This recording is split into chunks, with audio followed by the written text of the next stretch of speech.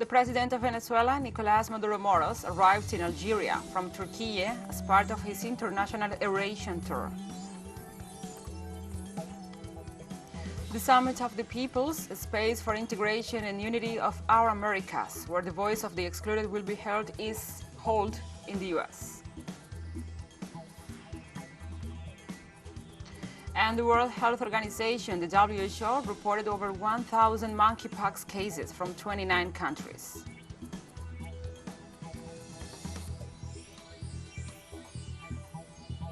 From the headquarters of TeleSUR English in Havana, Cuba, this is From the South. I'm your anchor, Gladys Quesada, and these are the news. The president of Venezuela, Nicolas Maduro Moros, arrived in Algeria from Turkey as part of his international tour.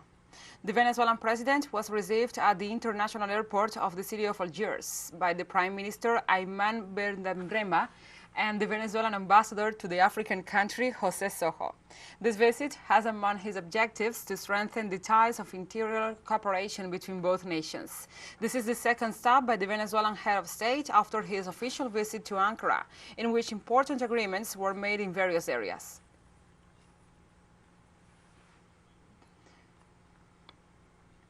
The governments of Turkey and Venezuela signed a set of bilateral cooperation agreements within the framework of the Venezuelan President Nicolas Maduro's tour of countries in Eurasia. At the end of their meeting, the presidents of Venezuela, Nicolas Maduro, and Turkey, Recep Tayyip Erdogan, held a press conference in the city of Ankara. In the meeting with the media, the Venezuelan president explained that the bilateral agreements cover the areas of tourism, agriculture, and finances.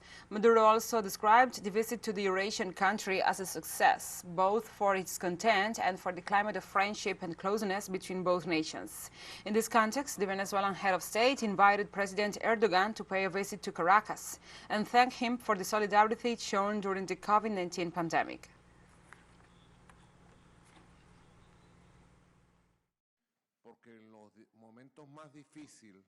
Because in the most difficult and uncertain moments of the coronavirus pandemic, Turkey was always there by our side to support us in all the necessary processes for health and to overcome the pandemic as we have managed to face it.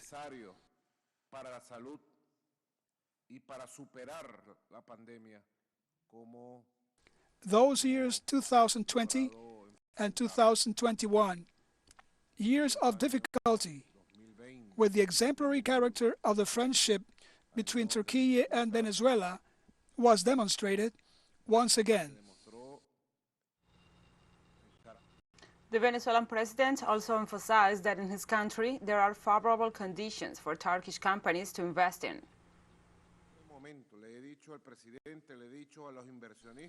It is the moment.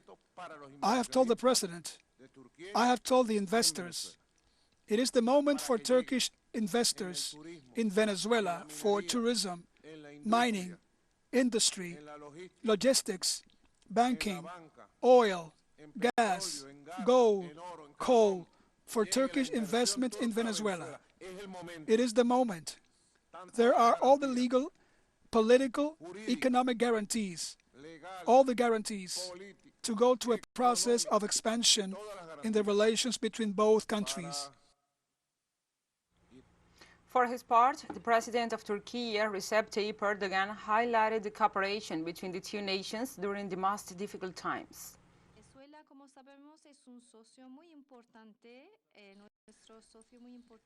Venezuela, as we know, is a very important partner, our most important partner in Latin America and the Caribbean. And we will never forget the solidarity it has shown to Turkey during July the 15th, and Venezuela was one of the countries that supported our government during the coup attempt, and we have also supported Venezuela in different areas.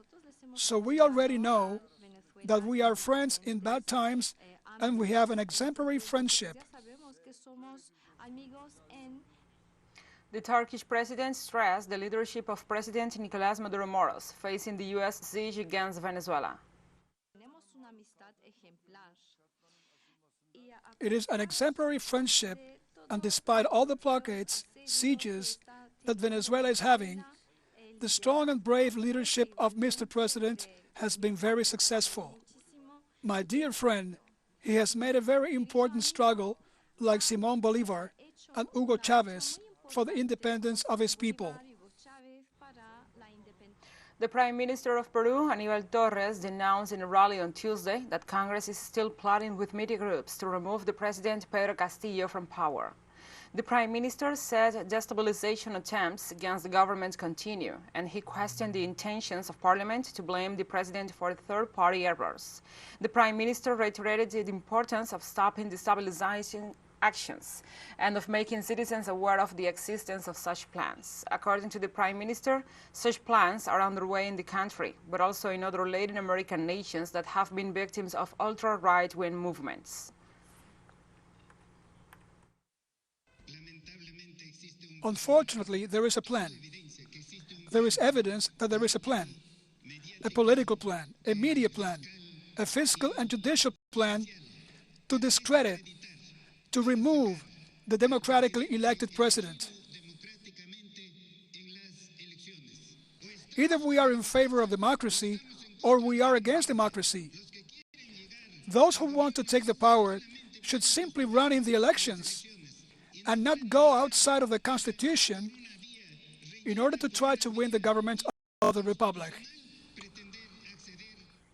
TeleSUR expands its signal with new satellite parameters. Since more than ever, the world connects to us and our stories are being heard in other farther away nations.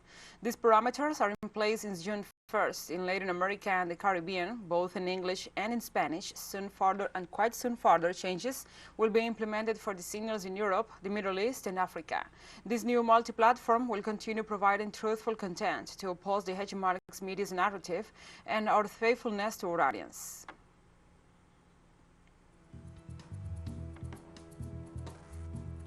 We'll take a short break now. Join us again after this.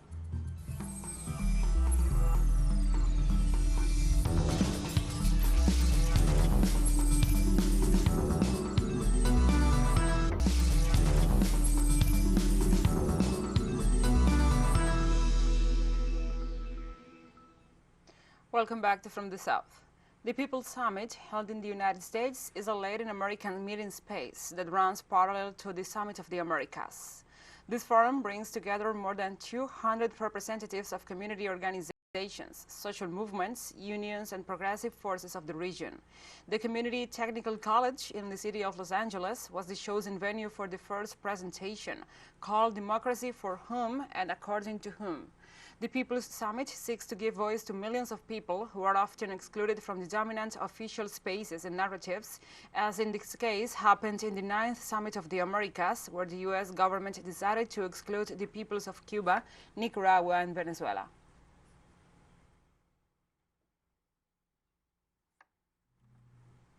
And during the opening ceremony of the People's Summit, representatives of the organizations attending raised their main concerns about the current situation in the region and the world.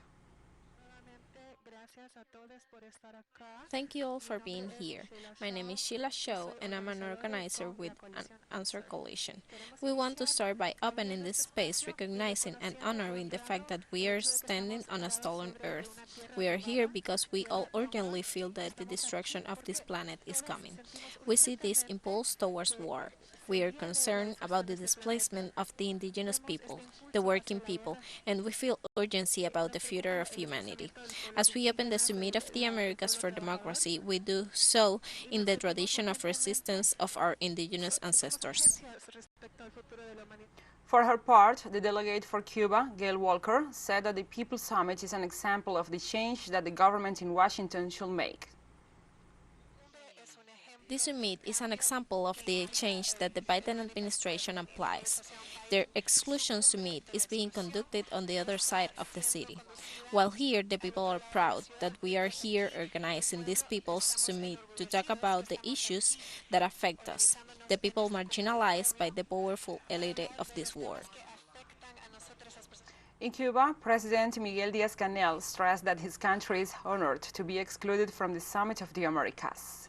President Díaz-Canel described the U.S. government's attitude as a racist and supremacist, while assuring that the nation is determined to apply the Monroe Doctrine in Latin America and the Caribbean. Díaz-Canel also said that Washington denied visas to representatives of the island's civil society in order to prevent their participation in the Summit of the Americas taking place in Los Angeles. The head of state also pointed out that the meeting lacks essential issues. In addition to Cuba, Venezuela and Nicaragua were also excluded for the meeting.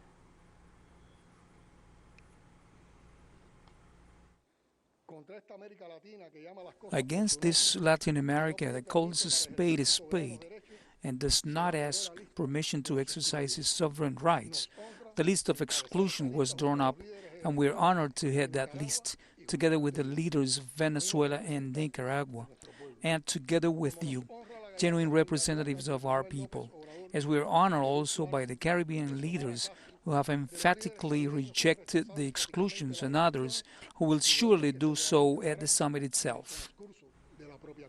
In Panama, the National Front in Defense of Economic and Social Rights, FRENADESO, expressed its rejection of the exclusion of Cuba, Venezuela and Nicaragua from the 9th Summit of the Americas by the United States. In a statement issued by the organization, also signed by the recently created People United for Life Alliance, they qualify as exclusive the meeting hosted by the U.S. and consider that it is doomed to fail.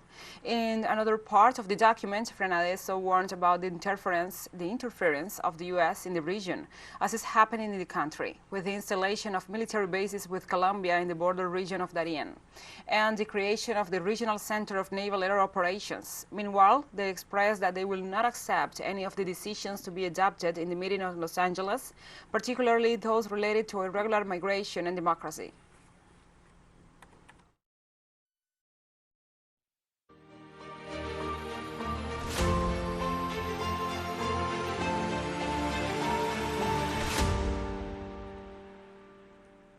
And now we move on to other topics. Russian Foreign Minister Sergei Lavrov confirmed his country's willingness to hold a meeting on Turkish territory with Ukraine and the United Nations to alleviate the situation with the world grain export distribution. The Russian diplomat made the statement at a press conference held after a meeting with his Turkish counterpart, Mevlut Cavusoglu. Foreign Minister Lavrov also reaffirmed Moscow's readiness to hold additional talks in Istanbul and expressed satisfaction at the interest of the United Nations to participate in them. On the gathering held with his counterpart in Ankara, Lavrov said Russian and Turkish military discussed the process of demining Ukrainian ports to unblock grain exports. To date, Kiev has not issued any statements on the matter, and none of the parties involved has made contact with Volodymyr Zelensky administration.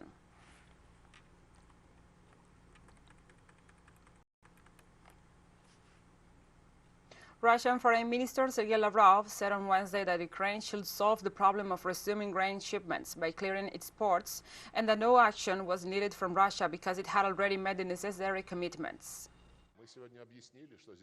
We explained today that grain can be exported freely to its destinations. There are no obstacles from Russia. One thing is needed, is the order from Mr. Zelensky, if he can still decide anything, to allow foreign and even Ukrainian ships to enter the Black Sea. The Russian government denounced that Western sanctions are preventing the delivery of Russian grain. Kremlin spokesperson Dmitry Peskov noted that Russian President Vladimir Putin declared that in order for the volumes of Russian grain to be delivered to the international market, it is necessary to change the relevant sanctions, which were imposed and which affect the insurance of ships and the ban of the entry of Russian ships into European ports. Peskov also recalled the process of negotiations between Moscow and Kiev in Turkey, focused mainly on the export of grain. In this connection, Russian Foreign Minister Sergei Lavrov announced his country's readiness to cooperate with Ankara in exporting grain by sea.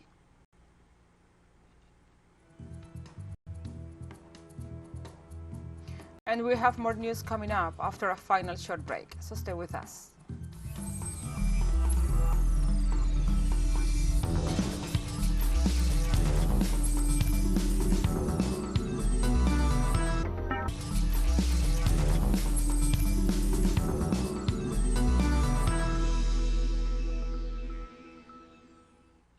Welcome back to From the South. The World Health Organization, the WHO, reported over 1,000 monkeypox cases from 29 countries. WHO Director General Tedros Adhanom Ghebreyesus said in a briefing that so far no deaths have been reported in those countries. The WHO chief stressed that this outcome was avoidable if countries worked to control the outward spread of monkeypox through the identification of cases and possible contacts. Many of the cases that have been detected in the U.S. have been found among patients who recently traveled internationally. After the outbreak in the West began, some international observers criticized the apparent double standard of concern over monkeypox, a disease that has affected Central and Western African countries for decades.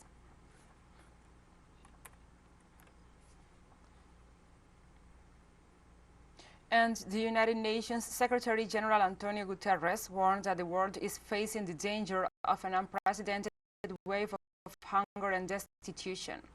Guterres stressed that no country will be left out of this crisis that affects the cost of living of all people. He also pointed out that food prices are near historic highs and fertilizer prices have more than doubled, and that shortages will extend to all crops, including rice, with a devastating impact on billions of people in Asia and South America.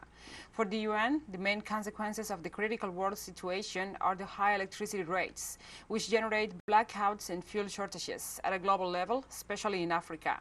The Secretary General also said to the list the financial situation affecting many developing countries, in addition to the risk of debt default and the economic collapse generated by the COVID-19 pandemic, the inequality of recovery and the climate crisis.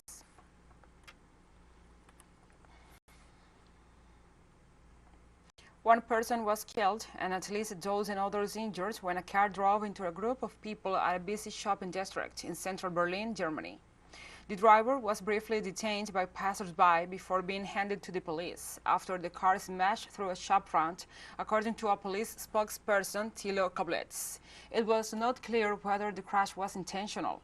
The accident happened at around 10:30 a.m. local time, just across from Berchtesgaden, where an Islamic State group sympathizer plunged a truck through a Christmas market in 2016, killing 12. Around 130 emergency personnel were deployed to the scene, where several people were seriously injured, and some were airlifted by helicopter for treatment.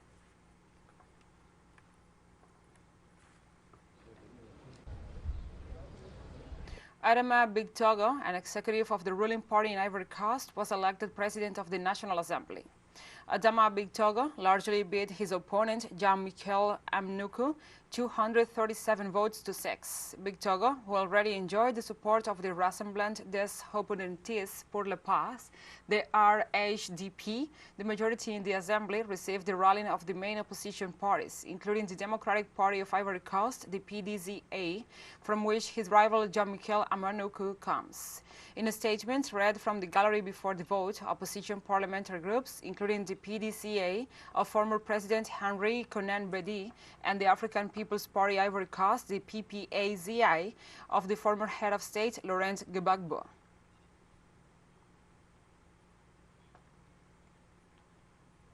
Thousands of Senegalese demonstrated Wednesday in Dakar against the government and the rejection of the national list of opposition for the next legislative elections.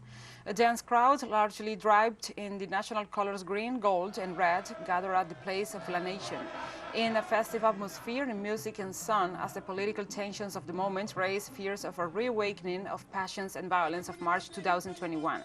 The main opponent to the government, Ousmane Sonko, a priori, concluded and excluded from the legislative process by a recent decision of the Constitutional Council, was welcomed with cheers on his rival and his vast esplanade stretching around a huge obelisk commemorating independence. The legislative elections are aimed at renewing the 165 members of the National Assembly, which is largely dominated by the presidential coalition.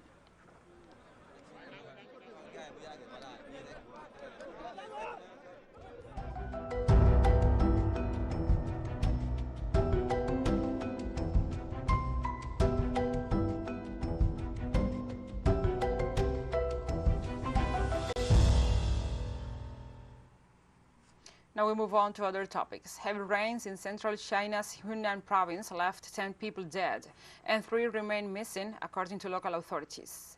Also, the rainfall left almost 1.8 million people homeless.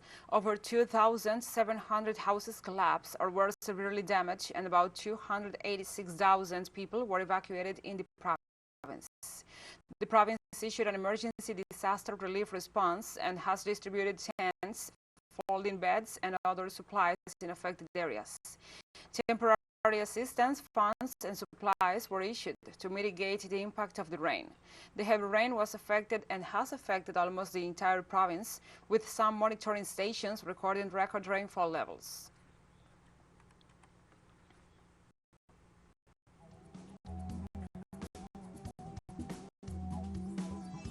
And we have come to the end of this news brief. But remember, you can find this and many other stories on our website at telesurenglish.net. And also, if you feel so inclined, please join us on social media for all the latest news. We are on Facebook, Twitter, Instagram, and Telegram. And before our farewells, we say goodbye with the song Es Nuestra América, It's Our America, performed by Mayito Rivera with Alexander José Gil Domínguez, Hijo del Sur, and Aquiles Rengifo Aquilín, a melody that celebrates our union as a continent. For TeleSUR English, I'm your anchor, Gladys Quesada. Thank you for watching. Un canto por la América Unida. Mira, que lo escuchan allá arriba. ¡Vamos! Somos la tierra, somos la silla, la esperanza que brota y germina. 500 años nos han pisoteado, aquí seguimos, de aquí no nos vamos. América, América, América, lindísimo continente se levanta, pueblo unido que no calla. América, América, América, lindísimo continente se levanta, pueblo unido que no calla. Pueblo latino, vamos para adelante, tumbando fronteras, somos gigantes, nadie se rinde, vamos para arriba, esa tierra es tuya y también es mía. Pueblo mestizo, guerrero y solidario, aquí nadie es extraño, aquí somos hermanos.